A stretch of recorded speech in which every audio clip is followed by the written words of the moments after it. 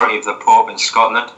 The public celebration of Mass was forbidden, and John Knox was asked to mastermind a new declaration of the Reformed faith, which came to be known as the Scots Confession. In France, another twist of the drama, the husband of Mary Queen of Scots, by now a French king, Francois II, died of a septic ear. Mary was only 17. Her advisors thought it best she returned to Scotland, the country she's last been seen in, since she was 5. She sails back to her native land. A devout Catholic, she's returning to a kingdom where the Protestants now had the whip hand. With Knox at the height of his power, it seemed like a formula for division, bitterness and disaster, and of course it was. Right, so that's the start of it. Any questions about that? This is what was it called? Who was older, Mary Queen of Scots or Elizabeth? Sorry? Who was older? Were they the same age, Mary Queen of Scots or Elizabeth? No, Mary Queen of Scots is quite young, and I think, I'm not sure to be honest. Sure. I think it'll become a bit clearer in the next article. Okay. I think Elizabeth's older, but I'm not sure. Right, we're going to read the next one. Bloody Curse of the Regents.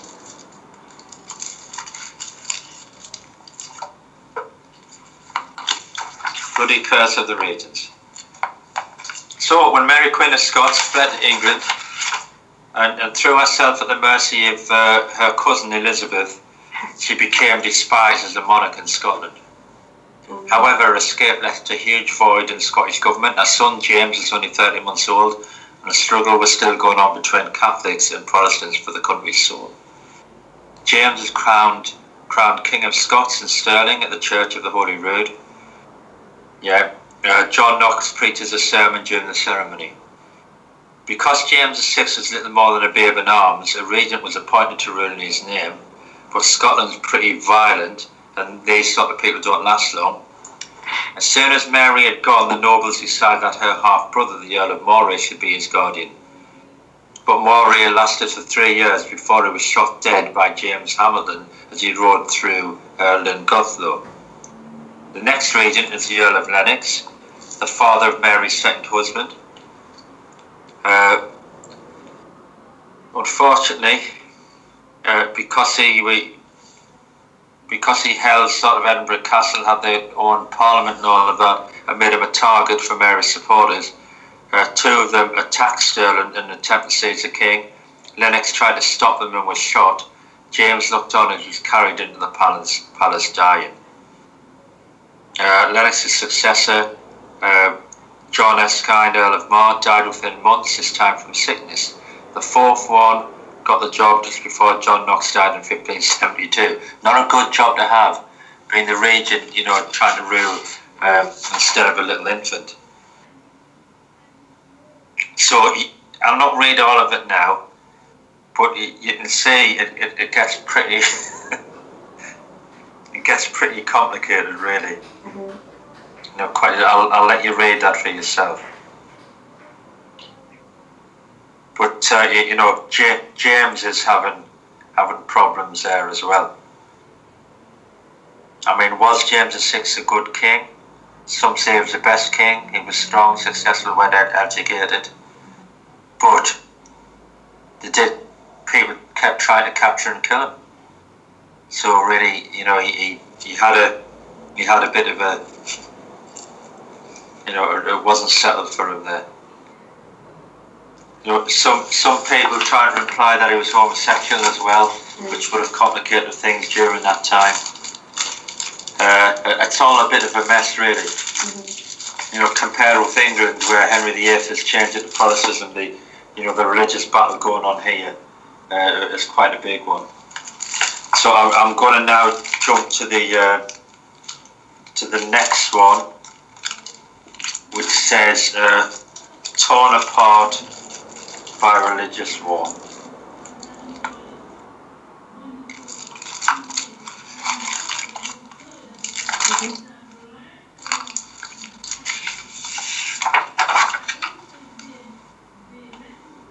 Well, that's the one I read at the beginning, wasn't it?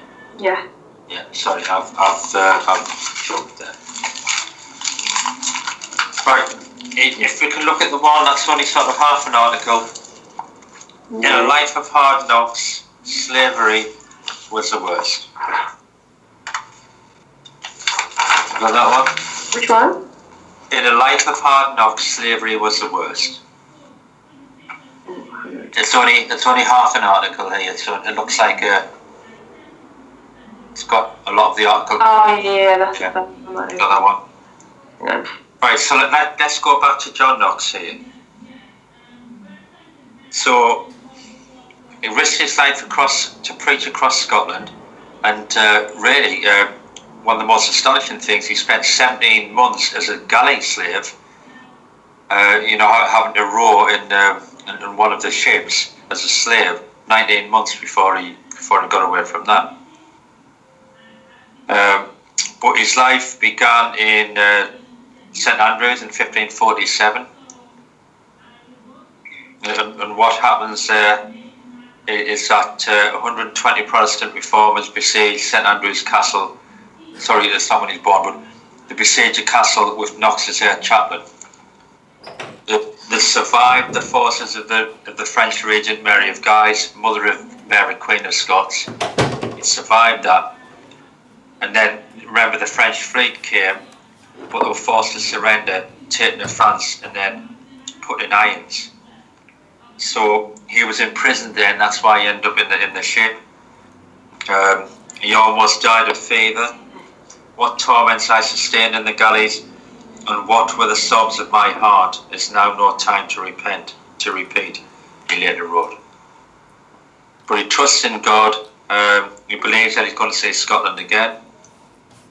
What happens is, they reckon he saw an image of the Virgin Mary, who was put in his face by a sailor who ordered him to worship her. And he says, I will not touch it, even for such idols are accursed. But you will, snarled the officer, thrusting the image into his face again.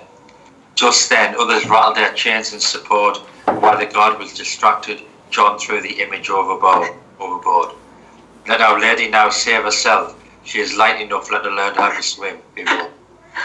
Then in February 1549, Liberation, as the captain of Knox's galley ship, addressed the crew. I've got news for all of you who are Scottish, for a treaty is being signed in Bologna with the English, and the hostilities have ceased. The English have agreed to withdraw from your country. Your beautiful little Princess Mary is married our young Dauphin of France. As a seal of our union and our good favour, we've agreed to exchange you, Scots prisoners, for good, worthy Frenchmen in the hands of the English. So he gets back to the English court of Edward VI and his Protestant Archbishop Cranmer, from where he became the minister in Berwick. So you're sort of seeing all of, it's sort of matching up the different lies and things here. I know it's a bit strange teaching from newspaper articles, but sort of piecing it all together now. Right.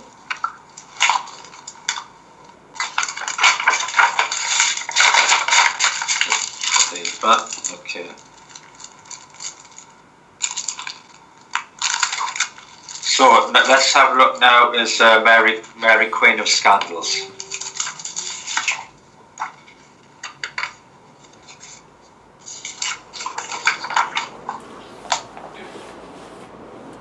Right, Mary Queen of Scots returned to her native land after spending her childhood in France. So you're seeing us build up. We've looked at her, in France, all of that. We've looked at John Knox and what's happened with him. Now we're going to see what's happened with them together. Yeah, an interesting relationship. When Mary Queen of Scots returned to her native land after spending a childhood in France, she hoped she would bring peace to Scotland and win huge popularity for herself in the process. But she also secretly cherished another aim, to claim and eventually to take the throne of England. But it wasn't to be. Her reign turned into a disaster. It would make a television drama. If you made a television drama of her life, they would say that it was too far-fetched. Intrigue, murders, explosions, rape, disastrous marriages, religious strife, all part of it. She returned home as an 18-year-old in 1561, a journey she didn't really want to undertake. She really wanted to be Queen of France, but her husband, the French king, had died of a septic ear, and so there was no future for her there. She also had Tudor blood through her grandmother, who was a sister of Henry VIII, which gave her a claim to the throne of England. But there was a small problem. It's already been taken by Elizabeth. So that leaves Scotland as her third choice, but as the only realistic option. She can't be Queen of France, she can't be Queen of England, she can't be Queen of Scotland instead. Queen of Scotland. She's young, but she's quite shrewd and highly political. I mean, she's been in France and all the politics there, you know. Mm. She feels that her claim to the English throne was legitimate and one day it could pass to her, but she needs a power base. So she's trying to win over the Scottish nobility. But here's another problem, she's a Catholic.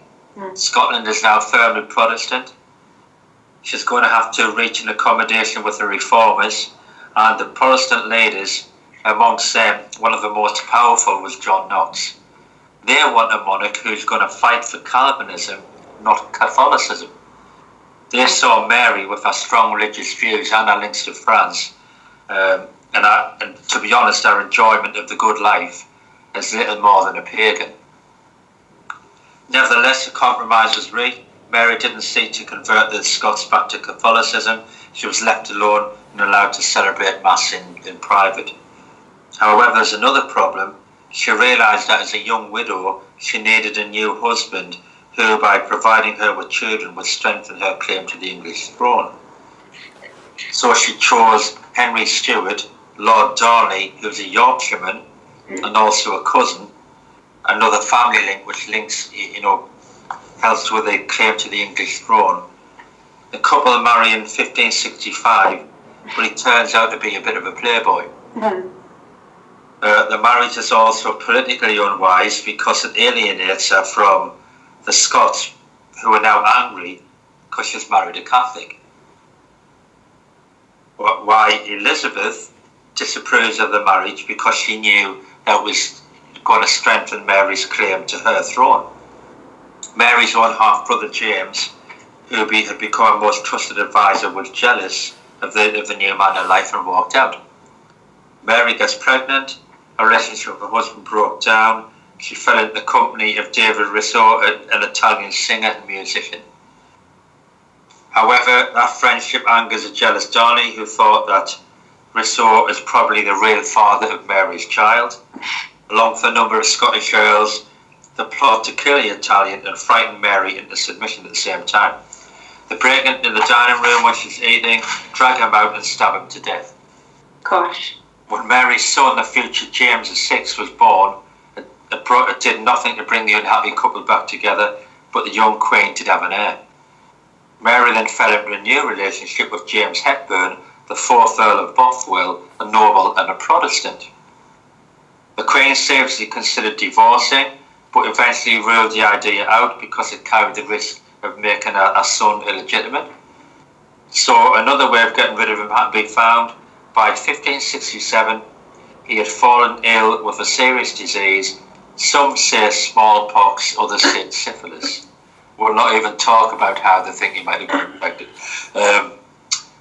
So estranged from Mary, he was living on the outskirts of Edinburgh. One night, only hours after Mary paid him a visit, there was a huge explosion. He was injured by the blast and thrown naked from the house into the street, but he was later found strangled. Exactly who killed him is one of the great remaining unsolved mysteries of Scottish history.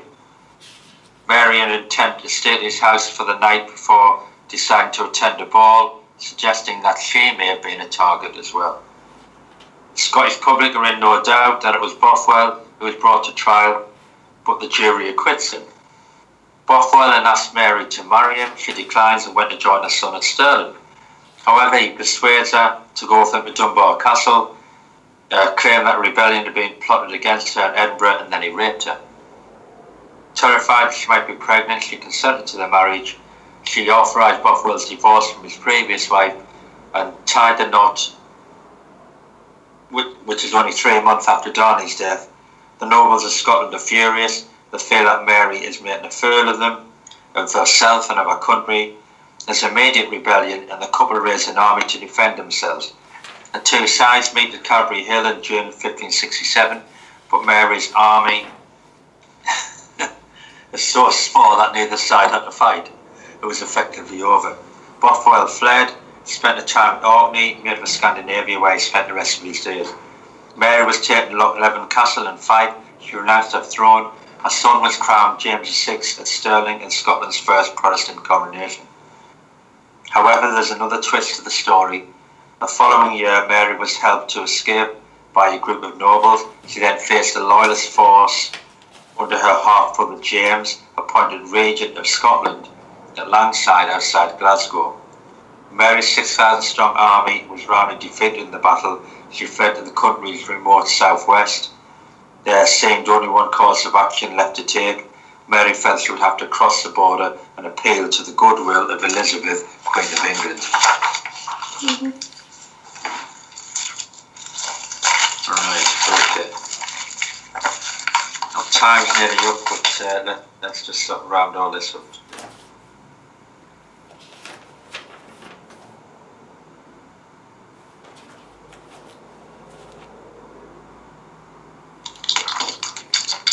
So you say it gets a bit of a mess, and you know, Mary say we get quotes later that she'd rather face armies than face John Knox. You know, John Knox became a problem for her. What I have included in there, just trying to look for it in my notes, is I did. In the email, I did include a couple of notes here on a guy called Michael Serventius, Heretic or Hero, if you try and have a read of that. There's also a little bit of an article there, or a list there, of heresies and human traditions that sort of came up during that time. You know, purgatory and so things that are happening in the Catholic Church at that time as well. Right, I'm probably going to leave it there. Like I said, there is an article, there's a thing about John Knox for you to fill in, and there's another little thing to read about John Calvin and his Reformed theology. I'll leave that till next time. Next time we're going to pick up a little bit more on John Knox, a little bit more on John Calvin himself, and we're going to have a look at some of the groups that sort of groups and denominations that came up in the 1500s, 1600s, 700s, 1800s. Any questions, comments from the day? What did you say about what was it, that is there a worksheet to do, or is it just the reading the rest of the... Yeah, I've got it in my file. I'm just looking to see if you've got it here.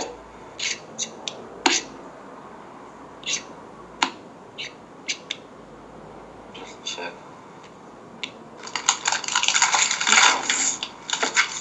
The one I've got here says the Reformation in Great Britain. Oh, sorry, that was last time. The one I've got here says John Knox. John Knox. John Knox. Yeah, it's in the Church History 2 folder. And then that you've got the article on child security, you've got Michael Serventius, and you've got the one on John Knox for you to try and fill in. Try and fill it in from the different bits of information I've given you. It's not straightforward as the last one, but just try and fill it in, and we'll have a talk through it next time. Okay. I still can't seem to find it. Is it in... February Church History 2 zip file. Because there's a... There's 18 pages. The first page is Eternal Security. It's that one, at the bottom of that. It's in that one. Oh, okay, that makes sense. And it starts on page 7. Okay. Oh yeah, got you. Yeah, you got that. So that's the one to fill in for next time if you can. Right. Anything else? Any questions? Anything? For the assignment, is it due in May? The end of May, yeah. Yeah. End of May. Okay. I mean, really, yeah, May's fine, because then what we'll try to do in June, and then July, well, obviously not July now, but Obviously, the last class we try and talk it through as well as try and cover other things. Okay. Because I've got my dissertation due on May the 10th, so. Right. So that's why it would probably be best if it was the end of May. I'm flexible. I understand I've all got other lives and that to do, so just do what you can. Obviously some other things in your life take priority as well, so. It's fine. I may change my mind about Bethel because I find what I read about the Reformation quite interesting, so I'll see what I find the most that I need towards. I mean, next week might give you some ideas, or next lesson in a few weeks' time might help you, because we're going to go through lots of denominations, and you might want to pick a denomination from there. So that could well help you. Okay. Okay, well, have a good few weeks, and I'll see you not too far away. Yeah, on the 30th. God bless. God bless you. See you soon.